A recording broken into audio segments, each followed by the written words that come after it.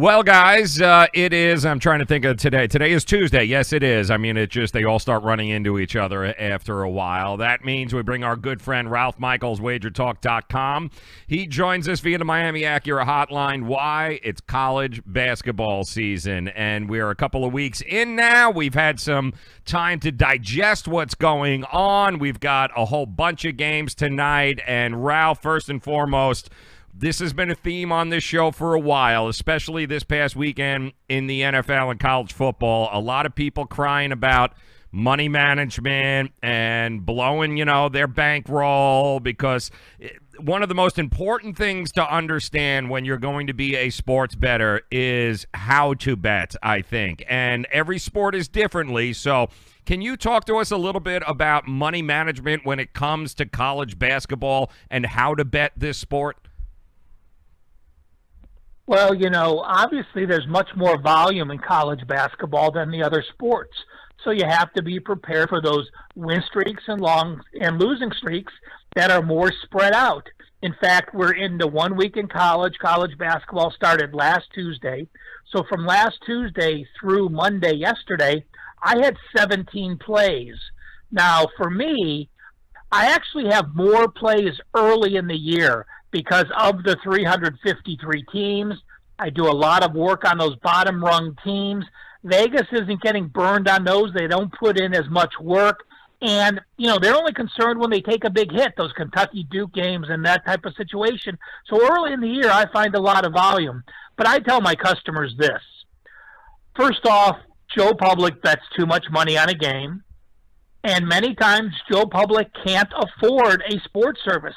It's funny for me to say that as I'm a sports service, but again, we also want to educate our listeners. There's times not to pay for a service.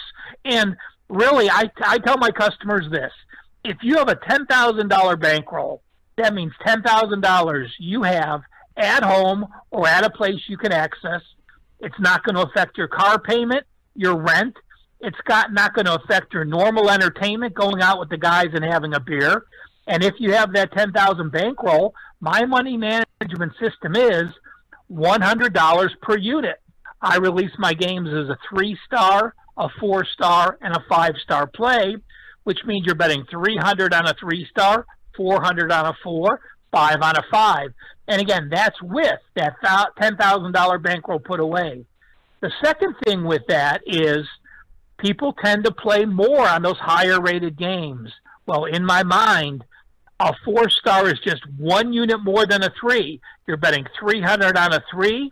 You're betting 400 on a 5. Just $100 or just over 30% more. And then you have that 5-star. 5 stars are special for me. They're a game of the month, a game of the year type play. But again, it's only 2 units more than a 3 or 20% more than a 4-star. You have college basketball, 353 kids. You have an 18-year-old point guard.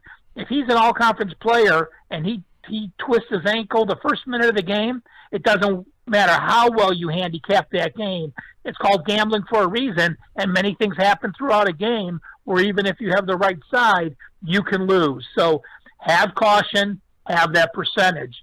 Lastly, I want to mention to be able to afford a service or not. Well, college basketball, I had a great year last year, and that was 59%. You made a lot of money with the volume I have. But I say this.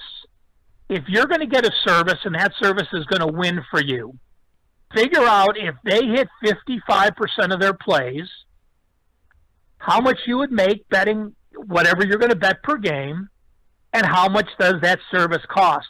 So often people buy a service for a couple $100 a month, are betting their entire bankroll in a week of service, and if they break even, let's say 50%, they're down quite a bit of money because of the juice and what they pay to service. So in your mind, theoretically, work out a 55% record, and if you can't make money, if they're hitting 55% because the service cost you more than you are betting, don't increase your bet, just don't buy the service. Man, that is just some fantastic advice. That's exactly the kind of advice we're talking about that you get here on the show. Also, by heading over to wagertalk.com. It's that kind of free advice that'll steer you in the right direction as opposed to screaming and yelling and crying. And I think it's also another thing, Ralph, it should be mentioned that nobody, no service ever claims to be right all the time. And I think you have to manage expectations, too, when you invest in a service like yours, Ralph. Nobody's saying you're going to be right 100% of the time, and if somebody's telling you that, then chances are that's probably not a service you should be investing in. Listen, if you're in the industry or you know the people in the industry, you know what? We dance on bar tops for 60%. 52.3% is break even. If you're at that 55 or 56 mark, you're going to have a successful season. If you have a great season and you hit 60% that one year, that's going to be the top of the rung and not the normal. And I tell my customers this, let's put it in perspective. You know, you have to be able to withstand the pitfalls. Let's say I have 10 weeks of football or basketball, doesn't matter. If I win 6 weeks and I lose 4 weeks, I might win 3 weeks, lose 3 weeks, win 3 weeks. Can you withstand that 3 straight losing weeks in a row to withstand the bankroll to be able to continue on with me? Streaks are going to happen no matter who you're with. Losing weeks are going to happen no matter who you're with. Back-to-back losing weeks are going to happen no matter who you're with. So you have to have that bankroll to be able to withstand the positive weeks and not go crazy, the negative weeks by not trying to double up.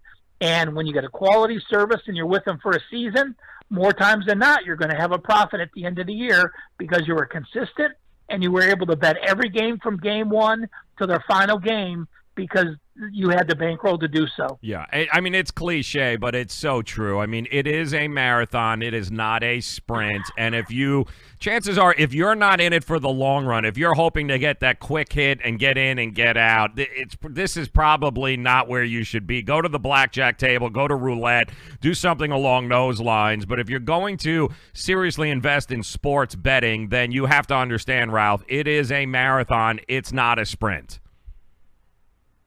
You know, and people before, 10 years ago, people didn't know what a sports service was. And, now that gambling is coming across the states and people are more familiar with it, I used to just compare myself to being a stockbroker. I am selling you information. What you do with the information is your own business. How you handle that information is your own business. I give you suggestions on how I think you should bet them with the star rating. I give you suggestions on windows as far as what the line should be for you to play it. But again, I have customers who just buy my service because they like my write-ups. I have customers that buy my service and just buy my top plays. I have customers that don't do anything but religiously treat it like a business and bet every play. So again, every person is unique. Every person does with the information what they want.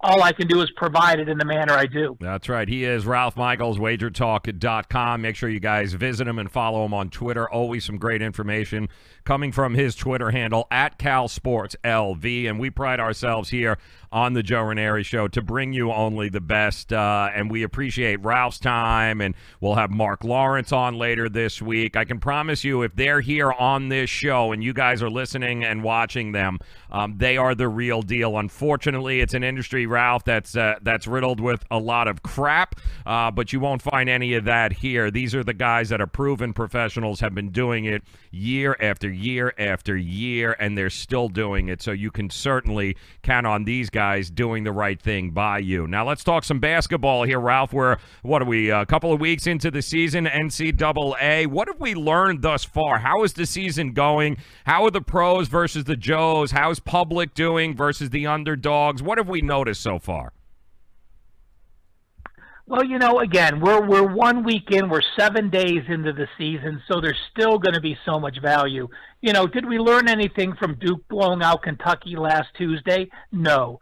Duke, we know, has the best recruiting class ever. I think that's exactly how I phrased it here on the show. They're going to have 3 of the top 4 or 5 NBA players in the draft. But this Kentucky team is going to be a great team at the end of the year. They're going to be a top 5 team, and I think they're still going to win the SEC. We'll see if Auburn has something to say about it. Bruce Pearl has an incredible team. But, now's the time we don't learn anything. Now's the time I think what we do is we benefit from overreactions. We benefit from underreactions. We benefit against teams that have played poor schedules. Or a lot of times Joe Public tends to fade teams that might be 0-2, but were underdogs in both games because they played 2 significant foes. Now, every year is different in college basketball. The previous couple of years, I ran the number prior to the season, and November is historically the only month where a home favorite is profitable. It had been 56% the last few years. Teams not used to traveling, teams playing their first road game. And then if you looked at home favorites from December on through March, they only hit 48.7%. Well, this year it's only been 1 week, but home favorites week 1 have only hit 48%. And overall, favorites have hit 48%. So does that mean you should play dogs? Well, no. I mean, dogs are at 52%. That's a positive. Home favorites are at 48. That's a negative. But there's so many games to be played. This first week of the season, we've had 305 games. That's a pretty good slate of week 1 college basketball, much more than in the past. Of those games, 16% or 50 of 305 games have been won by the underdog. Wow. So 16.4% of the games have been an upset.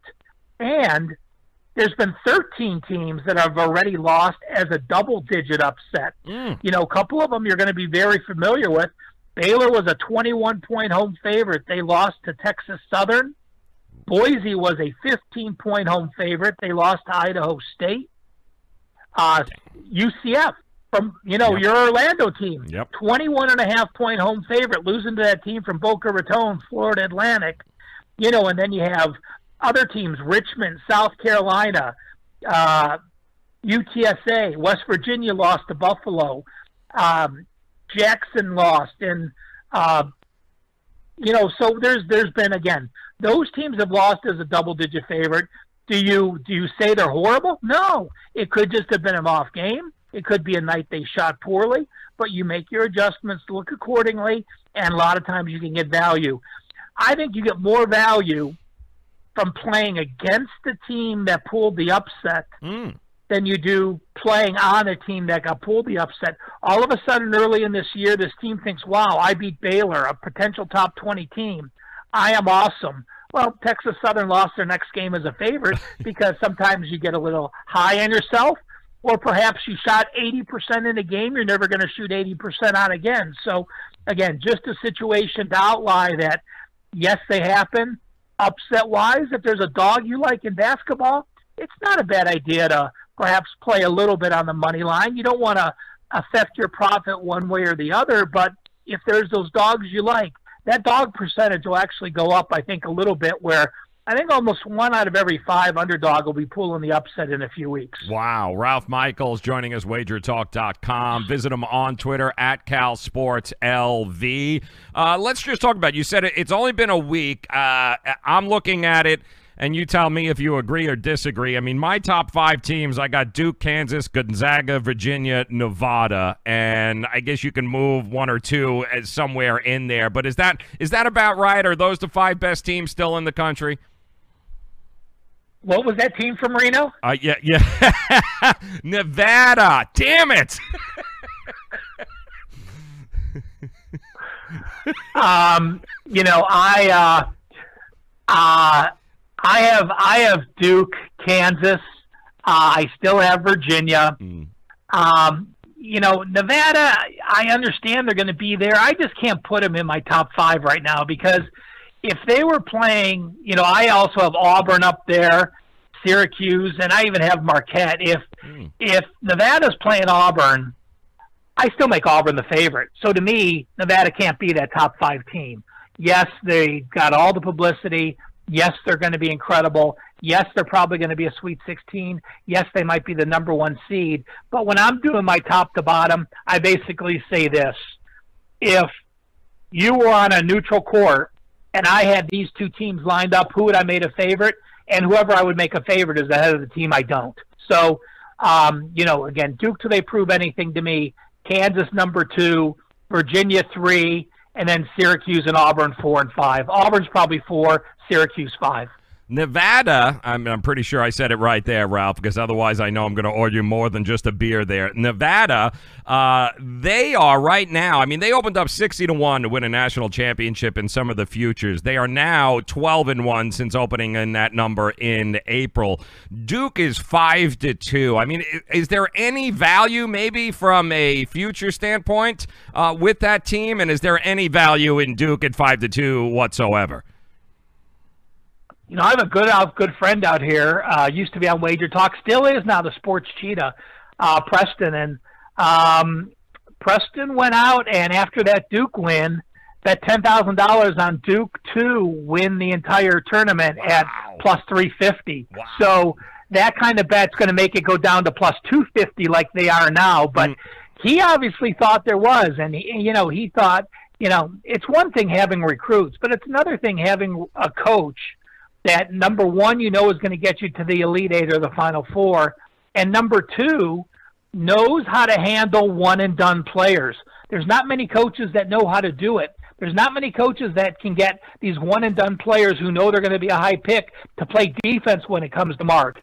But if you go to play for Duke for Coach K, you are going to play defense, or else you're not going to be on the court to score buckets. So, he is one of the coaches that can get it done and knows how to get it done with those few elite athletes that'll be playing in the NBA next year. Ralph Michaels joining us, wagertalk.com. Make sure you guys head over there. A plethora of free information is available at your fingertips by heading over to wagertalk.com. Make sure you visit Ralph's page too, Cal Sports page.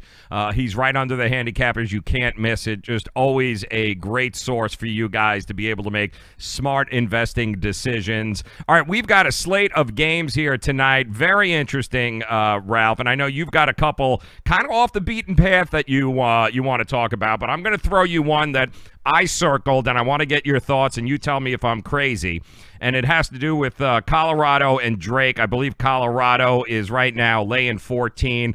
I like them a lot because I think they can cover this spread. I think it's the season opener for Colorado. I do think this is a team that's been flying under the radar in the Pac-12, and I think Drake, yes, they were one of the big surprises in the Missouri Valley last year, but I don't think they have enough. I think they're going to be overwhelmed in this game. I think it's going to be rocking there. I think Colorado can probably cover here tonight. Well, I certainly agree with that side. On one side, you have a Colorado team that only went 8-10 in the Pac-12 last year, went 17-15 overall. But that Colorado team last year only returned one starter. Tad Boyle, the head coach, is now in his 9th year.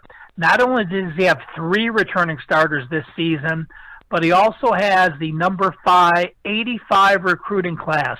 So Colorado has made the step up where they're finally recruiting with some of the big boys and being able to hold their own. The one thing I like, again, Colorado over Drake. Drake is a team that last year had 4 returning starters.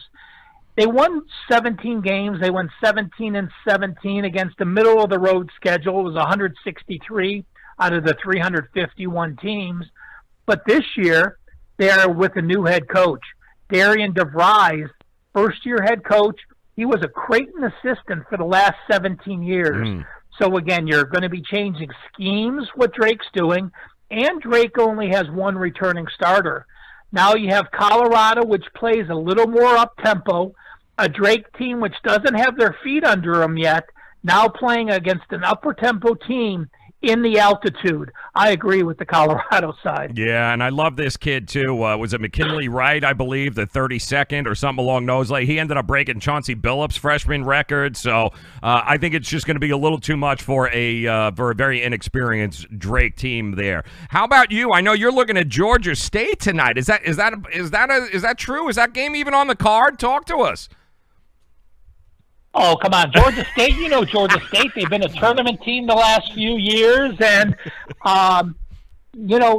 now people look and say, Georgia State and Mercer, what the heck? Well, we know about Ohio State, Michigan. We know about Auburn, Alabama. We know about Harvard, Yale.